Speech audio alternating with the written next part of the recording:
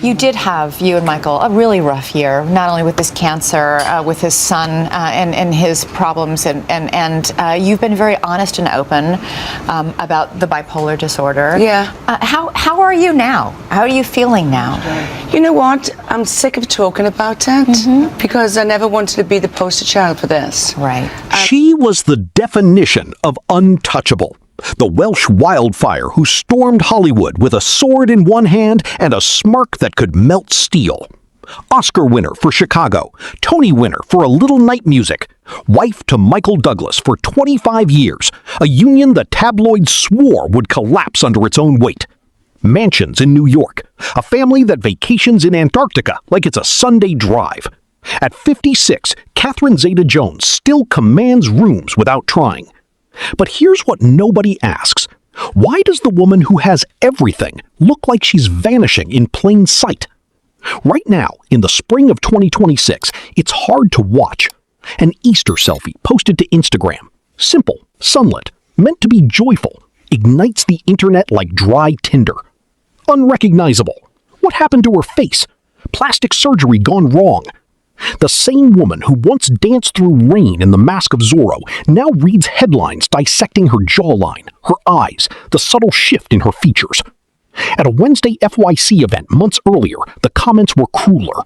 Rough, haggard, retire gracefully.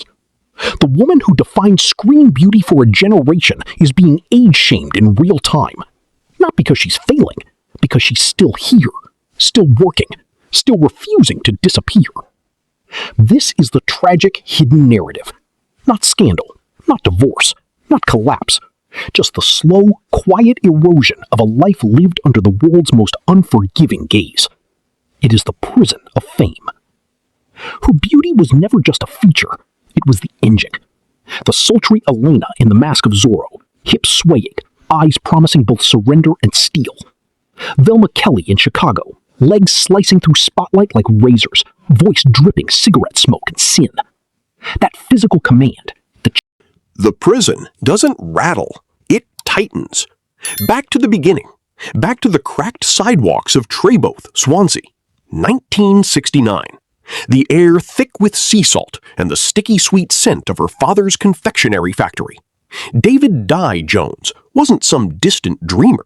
He made toffees and chocolates in a working-class corner where factories hummed and futures felt small. Her mother, Patricia Fair, Irish seamstress by trade, stitched clothes for neighbors who counted every penny.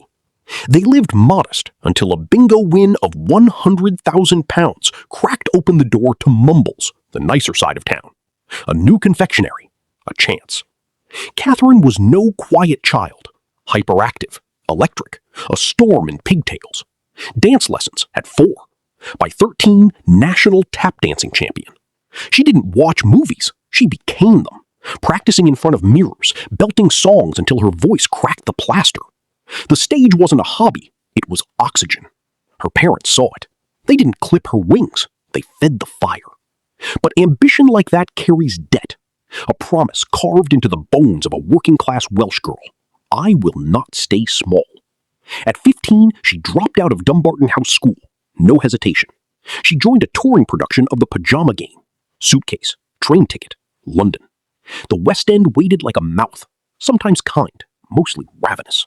She crawled through chorus lines and understudy nights, ate rejection like raw liver, slept in cheap rooms where the radiator clanged like a warning.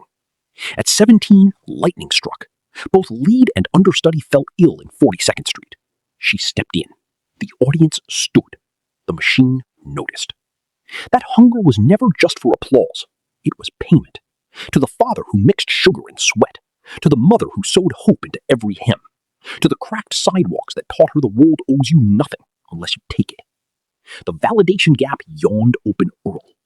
She collected trophies. Oscar for Chicago, Tony for Broadway. But the one thing she craved kept slipping away. Respect untethered from her face. Critical love that didn't footnote her beauty. Peace of mind that wasn't haunted by the next headline measuring her against yesterday's version of herself. Hollywood's ageism isn't personal. It's industrial. A cultural meat grinder that chews women past 50 and spits out character actress, or has been. She proved doubters wrong in the Darling Buds of May, in Traffic, in Ocean's 12. Yet the whispers followed. Stunning, yes, but would she still work without the sizzle? Even now, reprising Morticia Addams in Wednesday Season 2, starring in The Gallerist at Sundance, leading Kill Jackie for Prime Video, the conversation circles back to the surface. Not her gothic command, not her art-collecting hobby bleeding into the role. The lens stays on the face. The rejection isn't failure, it's systemic. A phenomenon as old as the studio star system. The goddess must remain frozen. Anything else is betrayal. Her psychological armor is clinical in its precision. She lives in New York, not Los Angeles. Deliberate. "I've never been one for the schmoozing," she says in interviews, surrounding herself with business minds and gallery owners instead of the usual Hollywood carousel. The move isn't retreat, it's survival math. Distance from the machine that once devoured her. Art collecting now, quiet, deliberate, mirrors the consultant she plays on screen. A private language of control. Her bipolar II disorder, disclosed in 2011 after Michael's throat cancer battle and treated proactively again in 2013, was never hidden for shock value. It was the crack where the pressure leaked. The golden cage rattles loudest at night. The woman who once danced through storms now chooses stillness. Family trips to Antarctica with Dylan and Karis. Real snow, real silence. The 25-year marriage to Michael Douglas, once mocked as a May-December joke, now a fortress, built brick by brick through cancer, career dips, and public noise. They shaved $2 million off their New York mansion price, not out of desperation, but pragmatism. Houses, like lives, sometimes need recalibration. How does the richest woman in the room become its loneliest occupant? By learning early that the gaze never blinks. By turning isolation into strategy. The habits aren't scandal, they're scar tissue. How does the richest woman in the room become its loneliest occupant? By learning early that the gaze never blinks.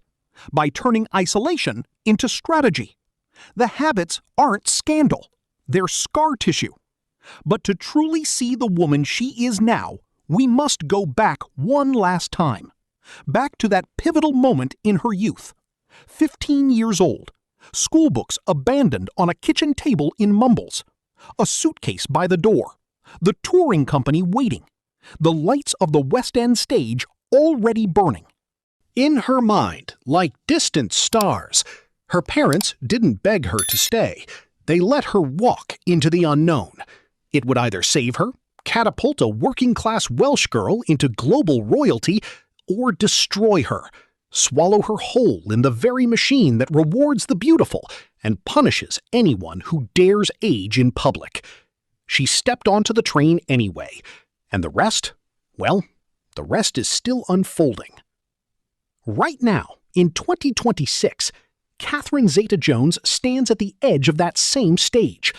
Older, still luminous, still working, still refusing to vanish. The world watches, not with awe, but with scalpels. The tragedy isn't decline, it's the refusal to let her simply be, flawed, evolving, human, without turning every line on her face into a referendum. The golden cage hasn't broken, but for the first time, she's learning how to decorate the bars. And that, perhaps, is the quietest victory of all.